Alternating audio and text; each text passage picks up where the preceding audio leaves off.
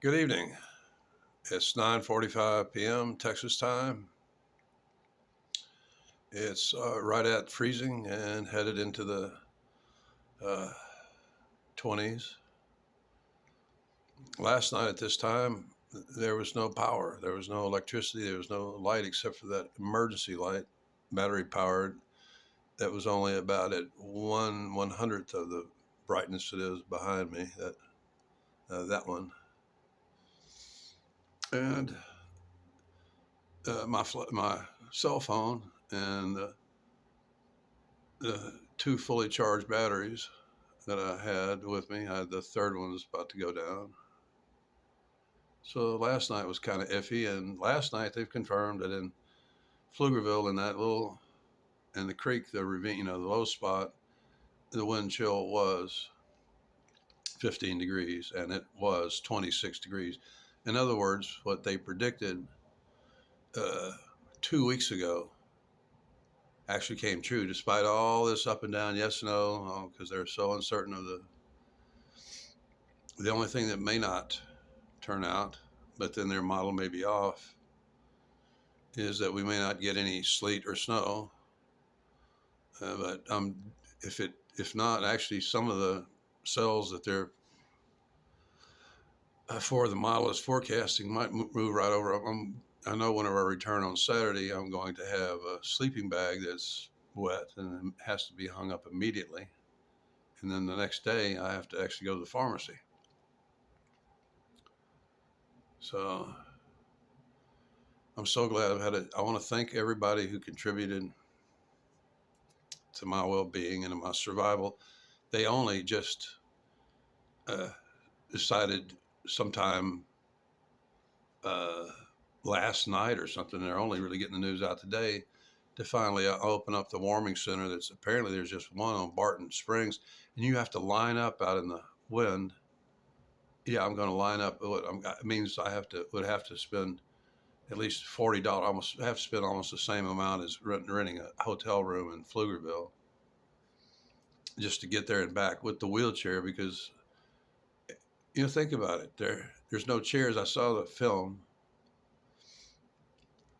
There's no chairs outside that warming center on Barton Springs Creek, whatever drive, Barton Springs Drive,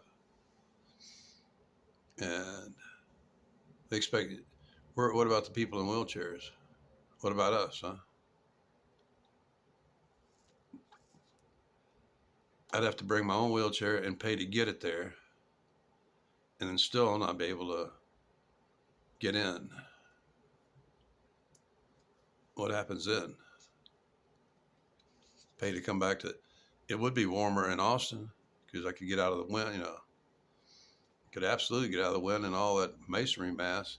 Please remember, for those of you who are in England or in Canada and Australia, that the temperature you're seeing for Austin is not anywhere close to what is where I'm at. It's just not. Austin has all that masonry mass to soak up all that sunlight, which today was sunny. And of course, that allowed tonight it'll be clear and tomorrow night too. So it's going to continue over. It's going to be 26. It was just like they said. It was 26 degrees actually in that creek bottom, and with a wind chill, it was 15 degrees this morning. That was just confirmed even by Spectrum News, and they're apparently really actually based in Marble Falls, because that's where their weather cam is at. Marble Falls is a lovely area, by the way, and it's definitely a high dollar residential area. Most of them homes are $1 million or somewhere close to it. It's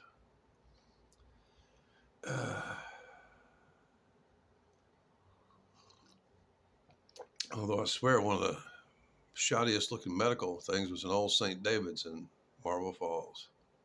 Shoddiest hospitals that I've been in. And yeah, I'm having me a cup of tea, and I took a Xanax. Slept this afternoon, only woke up once to take a leak and was right back. So I slept about 2.5 hours or so this afternoon. Then woke up and just sat here like a lump on a, bump on a log, watching Sopranos for a couple hours.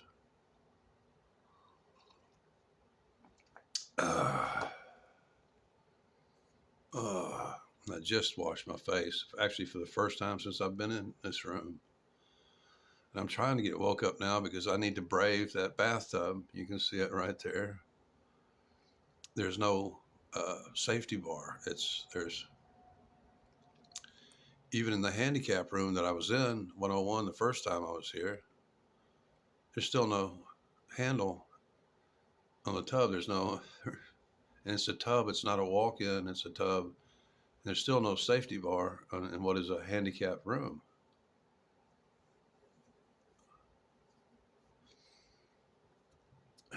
And I'm finally going through all my stuff that I only brought one container of coconut oil. It was already less. I'd already taken some out. So I only brought about maybe 12, 14 ounces of, maybe 12 ounces of coconut oil with me. So that's limiting it right there to about 2 ounces a day. I've eaten twice today, but I'm still probably not even at 2,000 calories, including all the sugar and the tea I've been drinking. And although I'm inside, I guess I don't eat as much. But for a person my size, I still need almost about 3,000 calories a day to maintain body heat. And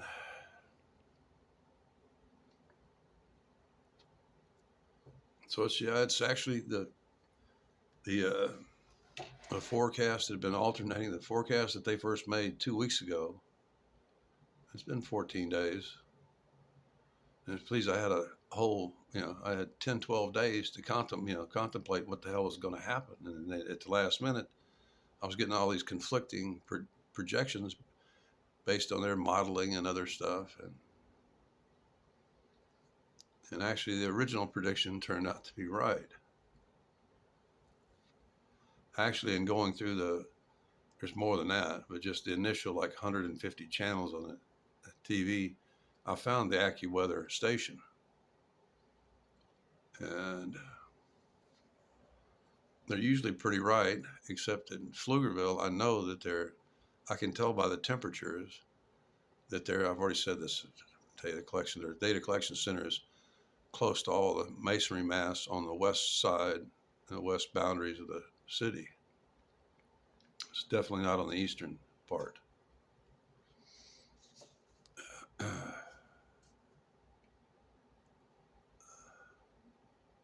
Something weekend, yada, yada. Okay, I'm back.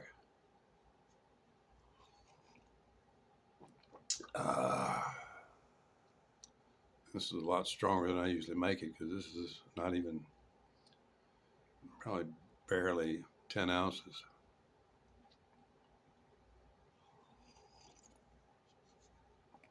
Oh, gosh. I need to wake up. I've got to get in that bathtub, and begin the shaving process.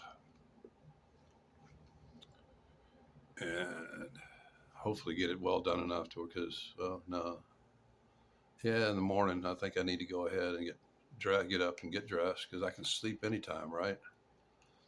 And go in and start raiding eggs because even the eggs are probably going to be, there's probably going to be a little bit of soybean oil in but hotels like this, they have either catered, delivered, or they have their own kitchen. The Comfort Inn Suites in Pflugerville I used to stay at, they had their own kitchen. They had a crew that come there and cook sausage, and you had a waffle iron there. You can make your own waffles fresh yourself and stuff. And they just usually overstocked every morning. It's just, then of course, I guess the ladies who cook that's part of their deal is they get to take the food that's been cooked home. It isn't eaten. The stuff that definitely has to go. But that hotel charges a premium. This one charges a premium too, really. I primarily pay that premium so I can not have to go outside. I don't want to go outside. I've been outside for 4 fucking years. Okay, 3.5 years. This is my 4th year. Trust me, I like being outdoors, but I don't like it when it's raining or it's fucking the wind's 35 miles an hour and cold as shit. Uh, I used to actually enjoy that. I didn't, the weather wherever I went on this planet didn't bother me. Up in the high Sierras and shit like that, getting up off the Yosemite floor and getting to like the beginnings of was that Snow Creek or whatever. It's just smooth. It's so polished from the. And then all of a sudden in September, all of a sudden have a freak, storm. I remember that so well because I got, snagged down there for 2 or 3 days. It was actually about the third day, but I had 2 full days.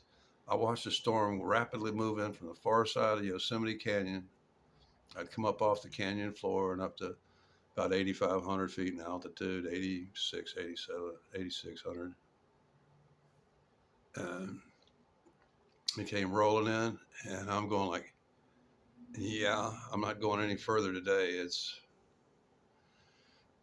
time to get the tent up. And about the time I got the tent up, the snow started coming down. And I was, so I had a couple of days to rest after making the climb up out of the valley floor.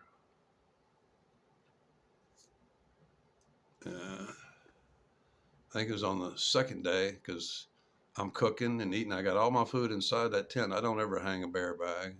That's stupid. The hippies will steal it. The bear is going to get it.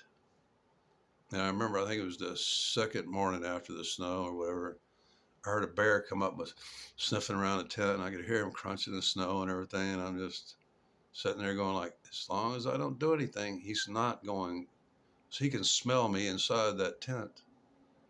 And he knows humans. The American black bear, which is actually not black, it's runs from brown to cinnamon to blonde colored. I've never really seen them black. The pictures of them sometimes look like they're black. In Maine, they still use the term black bear, and they tend to, I don't know what they do with the, but it's really not. Once that fur is fully, anyway, American black bear isn't black, doesn't have black hair. I've seen a lot of them way too close up, and they're pussycats. They're easy to scare and stuff, especially a man my size. All I got to do is go, ah, and they just fucking turn tail and run every time. It's not the same as grizzlies and Kodiaks and polar bears.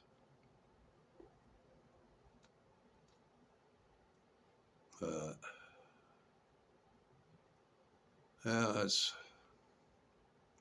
I didn't mind that little 2 day delay in my trek and stuff. I knew it would burn off, and probably wouldn't see snow, and didn't see snow for the rest of that trek. And it was a good excuse to rest. Yeah, that was the summer after my wife and I had split, and I went back. I went out to Yosemite. I was dying to be free and in the mountains, and being married. Yeah, here I go rambling again. Being married and becoming responsible for another human being is a really difficult thing, and I don't think I would have made a good father. Uh, well, I might have, but that would have been my real soul. But I'm not sure I would have been a good father. That's why I don't have any children. It's by choice. Like I said before many times, male birth control is really easy to do. Hot water and conceptual gel. Uh,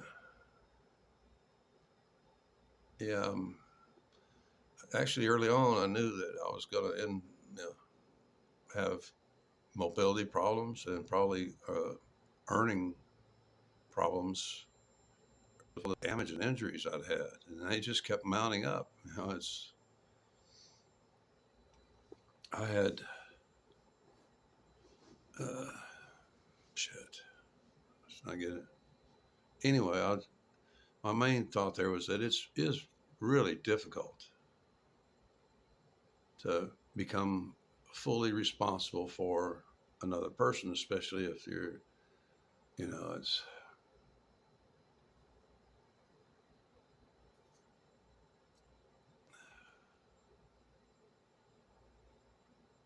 when you're free and alone, you don't really have to have much money and stuff. It doesn't take much, especially if don't have, you got your desires under control. I really always have. I haven't really, my whole life, have not been a covetous person.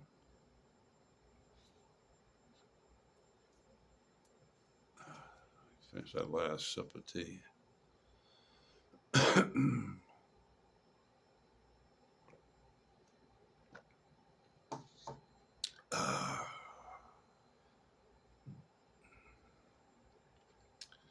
There, I think they're saying it's going to. Yeah, but that's for Austin. Austin's a whole different temperature, a whole different bag than where I'm. Although right here it's a little bit warmer because I'm only 150 yards or so. Okay, yeah, no, 150 yards from Interstate 35. Literally from. I'm talking about the frontage road. I'm talking about Interstate 35 itself. Actually, I just heard a truck pass, which means truck traffic is getting light because it's going to be icy up north. There's going to be very little heading north or coming south from the. Oh, there they're showing the. Is that the poor homeless people, or no? They're just showing people dealing with the snow and ice. There's a number of viewers that know where they're at, and are getting hammered. And there's the power trucks rolling. The capital city. I can't show the TV screen, or I managed to upload one deal I captured off screen, and they didn't have a problem with that. And the very next one, I think it had Henry Fonda in it or something. Yeah, boom,